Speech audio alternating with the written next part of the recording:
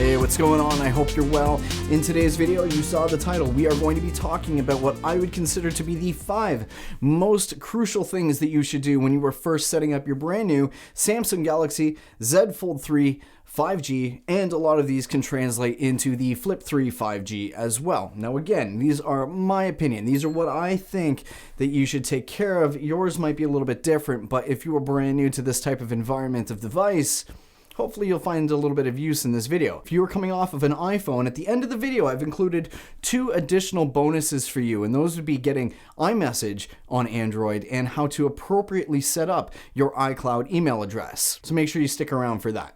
Let's get into it. So the first couple of points that I'm going to make for you for this phone are really going to save the battery life on your device, which you know is near and dear to my heart. So the very first thing you'll probably want to take care of is by toggling your device into dark mode. Now, why I would consider dark mode to be fairly crucial is that most phones on the market, especially Samsung devices, run on a variation of an OLED display. Now that stands for organic light emitting diode, and what that means is that each and every individual little pixel is in fact its own little light, which means that if you have dark mode on or any amount of black space on this display of your screen, it's not using any power. So let's talk about how to toggle that setting, and it is in fact in settings. Probably the fastest way to get into the settings of your device is to pull down your notification shade from the very top and tap on the little gear in the upper right hand corner. From there, you're going to want to navigate down to display, and right at the very top, you're going to see 2 options. There's light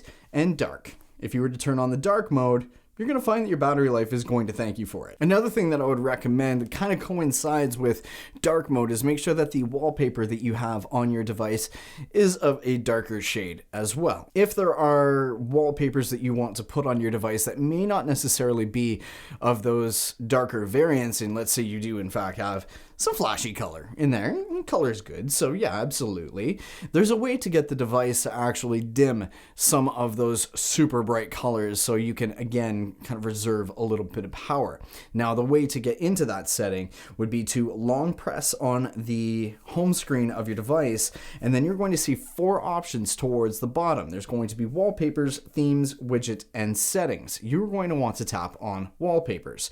From there, the final option is apply dark mode to wallpaper. If you were to toggle that on, you'll notice that your once super bright and very flashy wallpaper will be slightly muted, and that, again, will help your battery life. Now, the second step that I have for you has come to my attention that a lot of people forget to do or just typically don't really think about doing, but that is either disabling or completely uninstalling apps that you have absolutely no intention of using. Again, this is going to benefit your battery life. Similar to what we did for the first step, you're going to want to pull down your notification shade and touch that little gear icon in the top right hand corner, and then while you are in your settings, you are going to want to scroll down to apps. From here, your device is going to show you any and all apps that you have available to you, and if there are any in particular that you have no intention of using or really just using super seldom if at all, you can either disable or uninstall the apps. Now, pre-frame this. There are some apps that you are not allowed to uninstall. There are also some apps that you may not necessarily be able to disable.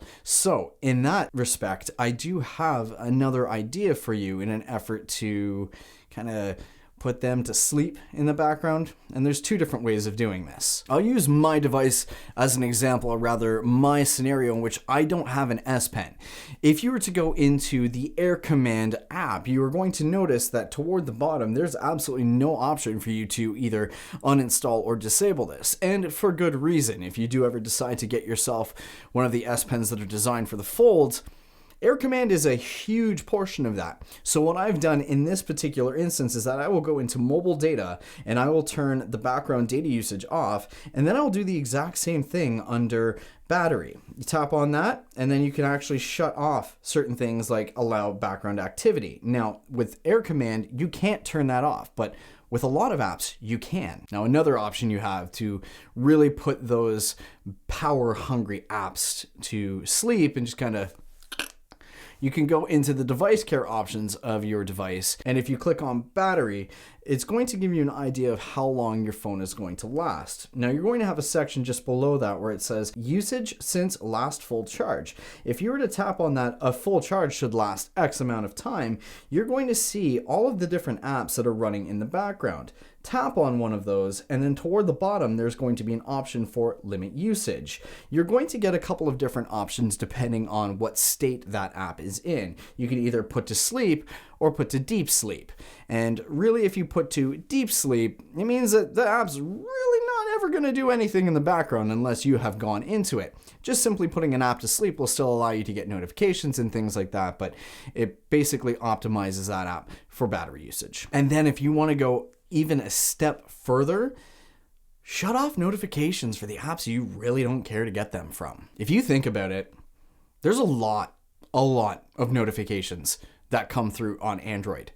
And if you have vibration set to always go off whenever you get one of those notifications, that's literally battery that's just straight down the tubes. Same sort of thing if you have it set that the screen is going to turn on and notify you every single time something pops up. So while you're in settings, if you were to click on your notification options, it's going to show you all of the different apps that you are capable of receiving notifications from.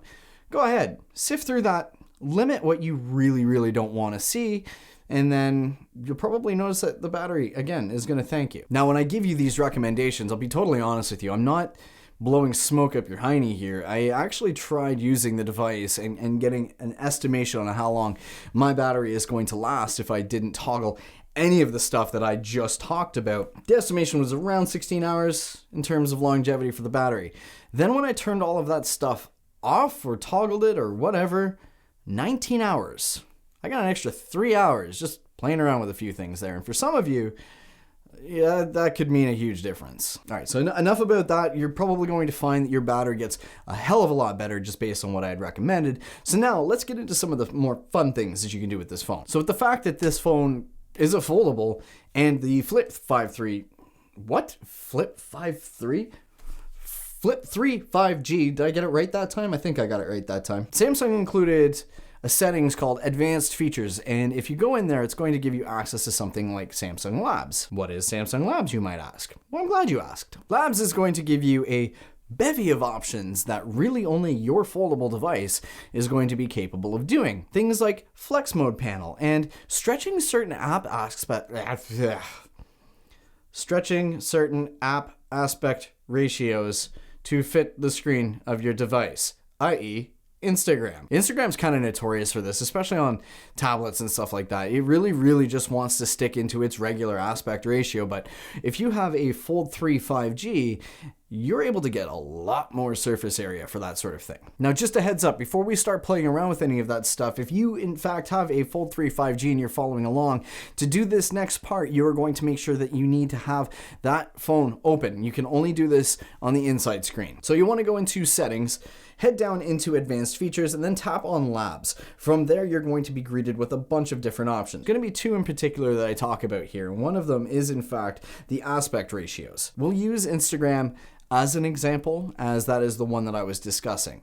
So if you don't have Instagram toggled on for this sort of thing, you're going to notice that when you open the app, you're going to see bezels on the left and right of your device, and that's essentially just going to be your background wallpaper, because Instagram really wants to be as narrow as a regular phone. But you didn't spend this amount of money on a regular phone. So what you'll want to do is turn Instagram on for the customized app aspect ratios, and then go back into Instagram, and you are going to notice that it is going to take up the full real estate of your massive 7.6-inch display. The second one that I want to talk about, again, only works on the inside screen, but it is pin your favorite apps. Now, if you use edge panels, this is where this is going to come into play for you. If you turn that option on and then go into your edge panel, tap the little hamburger menu down at the bottom, and you're going to see an option for pin. And what that's going to do is essentially create a dock on the inside display that's going to allow you to access those apps at any time. And that's pretty cool. I actually really enjoy this one. I tend to use it quite a bit, to be honest. There's a bunch of other things that you can play around with in Labs, so I do encourage you to check that out. Just play around with some stuff and see what really benefits the way that you intend on using your phone. All right, so you got yourself your brand new Fold 3 5G, and it has a 120 hertz display on both the inside and on the outside, and you really want to make use out of that. So in an effort to make your phone even feel speedier than it really is with that 12 gigs of RAM that's already built in, might I recommend that we speed up those animations? Do you know how to do that already? If so, you probably skip ahead, but if not, keep watching. Now there's a hidden menu inside of any and all Android devices, and it is the developer menu. Now I'm going to recommend that you not necessarily play around with anything and everything inside of here unless you really know what you're doing, because, I mean, it's a developer menu. Are you a developer? If not, be careful. However, one of the more fun things, or funner, or however you want to say that, would be speeding up the animations of your device to make it look even snappier, and everybody likes that. What you'll want to do is go into your settings, click on About Phone, go into your software information, and then tap on your build number. I think it's like 7 or 8 times. You'll be greeted with an option to put in your PIN if there is in fact a PIN or any type of passcode on your device. And then from here, once you have done that, it's going to say that developer mode has been enabled. Go back out to your main settings, scroll to the very bottom, and you are going to have an option for developer options. Go in there. Like I said, don't play around with too much, but you'll want to scroll down until you find the animation durations. You're going to have 3 options in particular. There is window animation scale, transition animation scale, and animator duration scale. You can go in and change these to 0.5x, and what that is going to do is make all of the animations of your phone feel a lot faster. Now, in all fairness, personally, I don't have these turned on. I do feel that the Fold 3 5G is fast enough as it is, and I do think that when you have these turned on, the loading animation just looks kind of janky, but that's just my personal opinion. You might feel totally different. So if you didn't know that this option was there, you do now. And don't forget who taught it to you. All right, so we're about to hit the 5th tip that I have for you. Now, this is going to be for really anybody and everybody that is using an Android device. It's not even primarily for a Fold or a Flip owner, but that's customize. And that is really the glory of an Android device, is that you can do whatever the hell you want to it in any given time, in any capacity. It's so open source. Have at it. Samsung even makes it super easy for you to a degree. If you were to long press on your wallpaper for any given time, one of those 4 options that I was talking to you about before at the very bottom is going to be themes. And if you tap on that, Samsung has a themes store in which you can change all of the different icons. You can change your wallpaper. You can change virtually anything. And even if you didn't want to necessarily go that route, there are a multitude of launchers that you can download through the Play Store. One that I have personally used and really like is Nova, but I mean, this is essentially just a whole different video. But yes, I'll leave it off on that one. Just customize, make this phone yours. That is just, it's a huge bonus to owning any type of Android phone, and especially one as cool as a foldable. You really want to make that type of stand out. And even if it's not necessarily standing out that you want it to do and you just want it for a productivity level, again, sky's the limit. Have at it. All right, bonus time. Are you brand new to Android from an iPhone? Did you recently decide to jump ship and you're trying the other side of that fence just to check to see if the grass is a little bit greener? Well, there's 2 things that I am going to teach you right now that are really going to make that transition a little bit easier for you and make you feel like you're not necessarily missing out on the fruit stand side of things, so to speak. The first one, iMessage on Android. You heard me right. Now I'm going to pre-frame this by saying that you will in fact need a Mac or a MacBook. For instance, I utilize my iMac for something like this, but there's videos all over the place in an effort to set this up, but the name of the program that you'll want to use is called Blue Bubbles. It's pretty accurately named, isn't it? All right, anyway. So there's a few videos that you can find on YouTube in an effort to setting this up, because there is a little bit of setup. That's really why you would require yourself a Mac. Basically what it's going to do is set up your home Mac, one that is always connected to a network, as a central iMessage server. And then what that's going to do is send the data to your Android phone that is sporting the Blue Bubbles app. Now I'm not going to get into all of that here. It's not really the type of niche that I'm into, but you can definitely find videos on YouTube on how to appropriately set that up. Follow it step by step, and you are going to be utilizing iMessage on your Android phone probably within 20 minutes, and it's really cool. Now, something I'm going to say about Blue Bubbles is that you might already even be familiar with this, is that sending media, photos and videos from an Android device to an iPhone or vice versa, it really messes with the quality. Whereas if you are using Blue Bubbles, the recipient iPhone or the sender iPhone or what have you, it has no idea. It does not know the difference, which means that the media that you are sending and receiving, perfect quality. If anybody's curious as to why that happens to begin with, to be honest, it's compression from your service provider. It's literally your service provider that is doing that. It is trying to compress the file going from one device to another. It has nothing to do with the fact that it's Android to Apple. It makes no difference at all. It's literally just sending that file. It's getting compressed along the way. All right, enough about that. The second bonus that I have for you, which is one that has changed recently, which is why I wanted to bring it up, and who knows, maybe at some point this part of the video will become irrelevant again, but that is setting up your iCloud email on your Android device. Now, it used to be fairly straightforward. If you have two-factor authentication turned on, which you absolutely should, the process would have been just to go to appleid.apple.com, log in, generate a secondary password, and then log in with that. However, Google has changed the credentials required in an effort to secure everything a little bit more.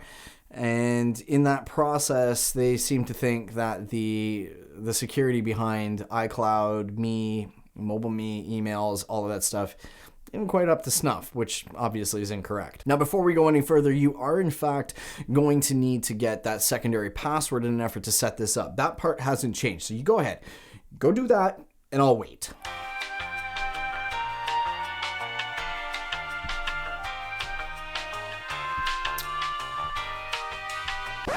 Okay, that's it. You're out of time. We're going on. On your Android device, what you're going to want to do is go into your settings and then click on the options that gives you accounts and backup. From here, click on Manage Accounts, and then you're going to want to add an account. You're going to see a couple of Gmail options available to you there. There's going to be one for Personal IMAP or Personal POP3. You're going to want to make sure that you click on the IMAP option. Now, here's where people usually get stuck. The way that it used to work is that the server was simply mail.me.com or mail.icloud.com or whatever the domain was. But that's where we're getting hung up. So using your iCloud email address or whatever it may be, in the email address, go ahead and put that in, and then you'll want to put in your secondary password. It's going to ask if you want to manually set up the credentials, and you want to make sure that you hit yes on that. And I'm going to tell you exactly what you need to put in. They almost get the server right here, but the difference is that before the mail option, you should actually put IMAP. So you should be putting in imap.mail.me, usually, .com. And then if it asks for a port, it's 993. Your security type should be SSL/TLS. From there, just go ahead and click continue or submit or whatever the option is that you have, and voila, you should have access to your iCloud email address. I wanted to include those two options because those were the biggest things that were hanging me up from using Android full time. But to be honest, after having used the Z Fold 3 5G for, it's been almost 2 weeks now, I really don't want to put this thing down. So I'm doing anything and everything in my power to make sure that I'm not feeling that kind of like, oh, I really wish I was using my iPhone again. Because this phone is really cool. Anyway, that's it. That's all I've got for you in this video, and I really hope that you were able to learn something or find it informative or even just jog your memory and be like, oh yeah, you know what, I should set that up. So if that happened, do me a favor and hit that thumbs up, and if you love this kind of content, I would really appreciate it if you would consider subscribing so you can help me build this channel into something huge. You take care, and I'll see you in the next one. Oh man, I was so tongue-tied in certain parts of this video. Either I didn't have enough coffee or I needed more coffee. It was one or the other. I don't know. You still watching? Get out of here.